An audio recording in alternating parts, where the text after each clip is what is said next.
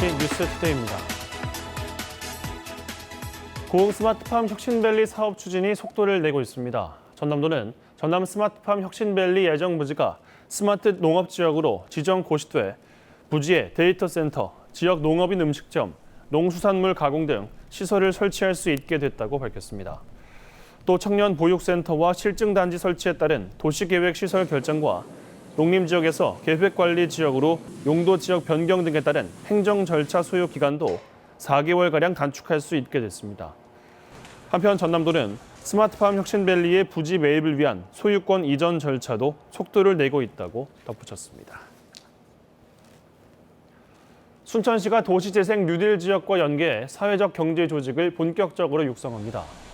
순천시는 향동과 중앙동 도시재생 선도 지역에 이어 장천동과 저전동 등 신규 도시재생 뉴딜 지역에 사회적 경제 조직을 본격적으로 육성하기로 했습니다. 이에 따라 순천시는 오는 26일까지 사회적 경제 조직 육성에 참여를 원하는 주민을 모집해 비즈니스 모델 발굴과 단체별 맞춤형 컨설팅을 실시하고 올해까지 5개소에 대한 설립 신고를 마칠 계획입니다.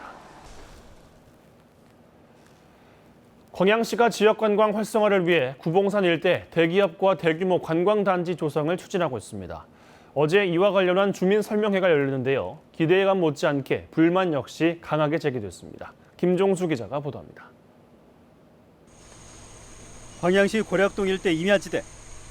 문화관광벨트 조성 정책의 하나로 대규모 관광단지 조성이 추진되고 있습니다. 시행사인 LF 네트워크스가 1,400억 원 규모의 사업비를 들여 오는 2023년 준공을 목표로 하고 있습니다. 숙박시설과 골프장, 짚라인 등 체류형 관광시설을 조성해 인근 어린이 테마파크 등과 연계해 파급 효과를 내겠다는 구상입니다. 물권 조사와 감정평가를 실시해서 우리 계획 면적의 3분의 2 이상 보상 협의가 완료되면 그 이후로 이제 인허가 절차를 밟아갈 계획입니다. 주민들의 기대감도 적지 않습니다. 무엇보다 고용 창출과 세수 확대 등으로 지역 경제 활성화에 계기를 마련할 수 있다는 겁니다. 여러 가지 행위적으로도 좋고 또 여러분들의 지역 발전도 좋고 또 저런 게 들어옴으로 인해서 기대 효과가 많을 거로 생각하고 있습니다. 제가 지금 나와 있는 곳은 관광시설이 예정된 부지 일원입니다. 보시다시피 대부분이 사유지로 묶여 있는데요. 사업의 원활한 추진을 위해 부지 매입이 관건이 되고 있습니다. 광양시와 사업자 측은 개별적인 개발이 어려운 만큼 주민들을 설득해 매입에 속도를 낼 계획입니다. 그러나 이를 위한 설명회 자리에서 주민들의 불만이 여과 없이 드러났습니다. 현재 개발 예정지의 부지는 녹지와 경관지구 등으로 묶여 대부분 개발이 힘든 상황. 땅 소유주들이 헐값에 땅을 넘겨 피해를 볼 수 있다는 걱정이 나오는 이유입니다. 오늘 설명도 개발이 불가능하다. 그렇다면 감정가격을 낮추겠다는 이야기뿐이 더 됩니까? 겁박을 해. 앞으로 이런 기회가 없으면 개발이 불가능하다. 이런 설명회를 하시면 안 돼요. 또 주민들은 생존권을 위한 뚜렷한 대책 마련과 함께 중대한 지역 현안을 앞두고 지역 전개가 무관심한 것에 대해 불편함을 드러냈습니다. 주민들 그 생존권 보장을 꼭 부탁드립니다. 이렇게 큰 사업을 하는데 지역구라도 시의원, 도의원은 참석해야 되는 거 아닙니까? 지역발전 청사진으로 제시한 대규모 관광단지 조성에 첫 삽을 뜨기 전부터 난항을 겪고 있는 가운데 지역 환경단체 역시 환경 완충지대인 녹지에서 개발이 추진되자 이에 대해 입장을 정리할 예정으로 있어 광양시의 향후 대응이 주목됩니다. MBC 뉴스 김종수입니다. 고흥 지역에서 생산된 농수산물이 해외 시장에 잇따라 진출하는 성과를 거두고 있습니다. 고흥군 농수산물 수출 촉진단은 최근 체코와 이탈리아의 4개 식품 유통회사와 190만 달러 규모의 유자상품 수출 협약을 체결한 데 이어 말레이시아, 홍콩 식품 유통회사와 500만 달러 규모의 수출 협약을 잇따라 체결했습니다. 고흥군은 이번 농수산물 수출로 내수 부진과 일본 무역 분쟁으로 판로 확보에 어려움을 겪고 있는 지역 농어민들의 어려움을 해소하는 데 좋은 계기가 될 것으로 기대하고 있습니다. 다음 달 추석 명절을 앞두고 벼 조기 재배 단지에서는 올해 첫 수확이 시작됐습니다. 추석이 예년보다 열흘 이상 일찍 찾아오면서 농민들의 손길도 더욱 분주해지고 있습니다. 문형철 기자입니다. 황금빛으로 물든 벼 조기 재배 단지. 뜨거운 햇살 아래 탐스럽게 연근 벼 이삭이 고개를 숙였습니다.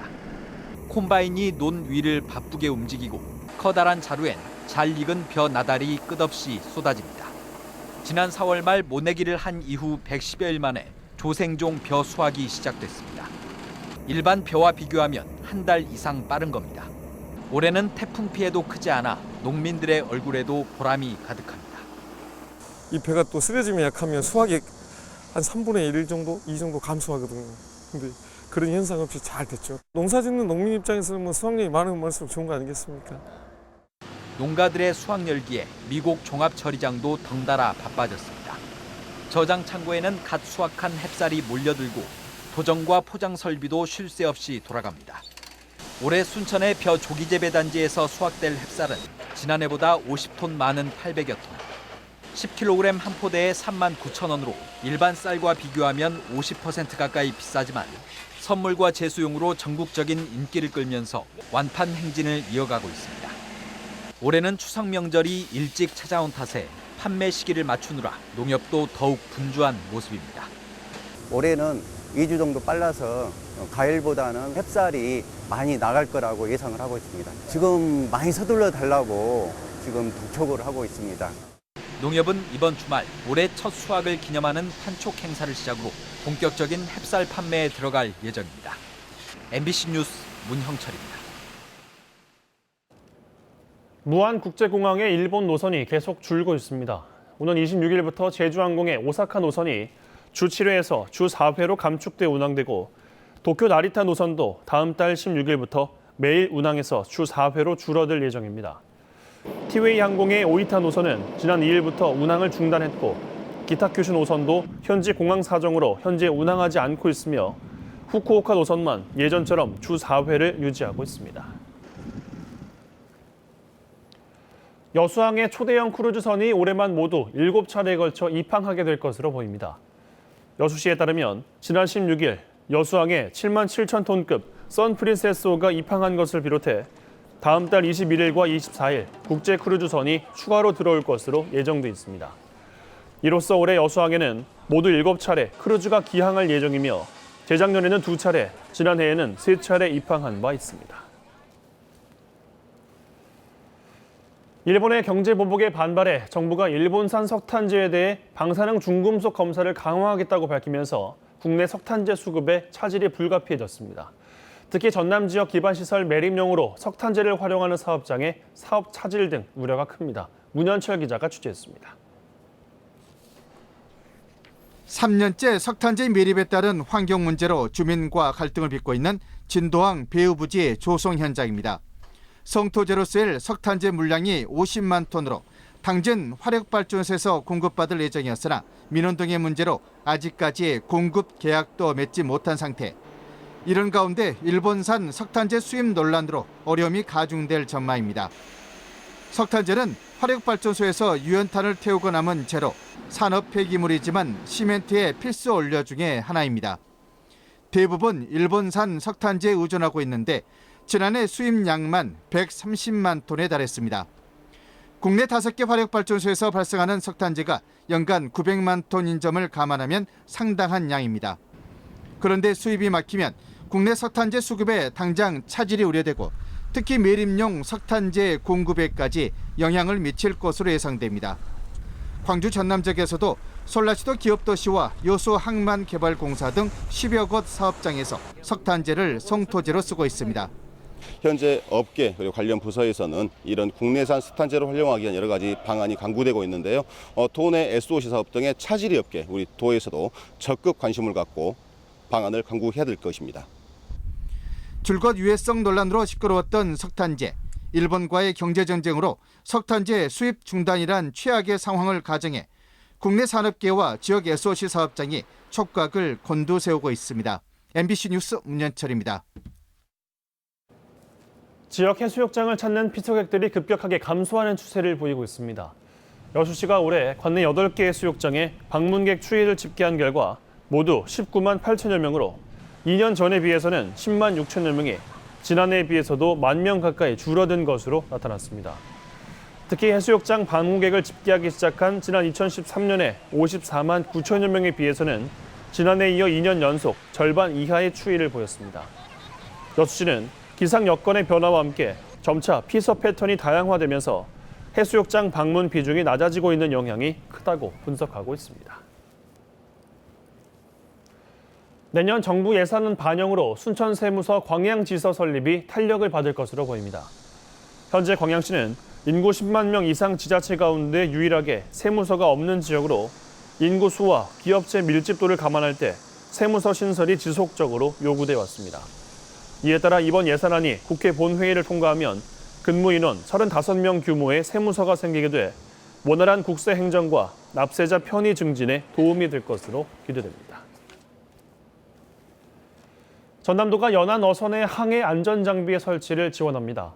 전남도는 어선 사고 예방 시스템 구축을 위해 10톤 미만 소형 어선을 대상으로 초단파대 무선 전화 357대 등 모두 4종 3,500여 대의 항해 안전 장비 설치를 지원합니다. 전남도는 지난 2015년부터 지난해까지 61억 원의 사업비를 들여 항해 안전 장비 9,600여 대를 어업인들에게 지원했습니다. 문체부가 옛 전남도청 복원을 위해 전남 조직을 신설하는 내용의 시행령 개정안이 국무회의에서 의결됐다고 밝혔습니다. 옛 전남도청 복원 추진단은 고위 공무원을 단장으로 하고 문체부와 광주시, 민간 전문가 등 24명으로 구성될 예정입니다. 문체부는 전남 조직 문제가 풀린 만큼 복원 사업에도 탄력이 붙을 것으로 기대했습니다. 전통 공예의 우수성을 알리기 위한 특별 전시회가 우리 지역에서 개최됩니다. 문화재청이 주최하고 광양문화원 등이 주관하는 이번 특별전은 오는 12월 6일까지 광양 장도전수교육관에서 열리게 되며 전승 공예 대전 역대 수상작 30여 점이 전시돼 무형유산의 필요성과 가치를 알리는 데 도움이 될 것으로 기대됩니다. 이에 맞춰 어제 전시장에는 작품의 이해도를 높이기 위해 개막식과 함께 다양한 행사가 열려 관람객들의 관심을 모았습니다. 전남도 의회가 의원 국외 출장 심사를 강화했습니다. 전남도 의회는 공무 국외 출장 심사위원회 9명 가운데 민간 위원 규모를 2명 늘려 6명으로 확대했고 위원장도 변호사 출신으로 민간에서 설치했습니다. 이라서 충청도와 남부지방 곳곳에 오락가락하는 정도가 되겠고요. 서울을 포함한 수도권 지방에서는 오후부터 밤사이 빗방울 정도만 떨어지겠습니다. 하지만 오늘 밤부터는 남부지방에 빗줄기가 굵어집니다. 남부지방 곳곳에 시간당 30mm 이상의 무척 강한 비가 쏟아질 텐데요. 남부지방에 50에서 100, 많게는 150mm 이상의 비가 쏟아지겠고요. 서울 등 중북부 지방은 5에서 10mm가량으로 강우량이 많지는 않겠습니다. 지금 남해안과 제주도 곳곳으로 산발적으로 비가 내리고 있는데 오늘 오후가 되면 비 내리는 지역도 더 확대될 것으로 보이고요. 밤부터는 빗줄기도 굵어지겠습니다. 현재 서울의 기온은 24.5도, 강릉은 21도를 조금 웃돌고 있습니다. 한낮 기온은 서울이 30도, 광주 31도, 대구는 32도로 예상됩니다. 비가 그친 뒤 절기 처서에는 서울의 낮 기온이 29도 선까지 낮아지겠습니다. 날씨였습니다.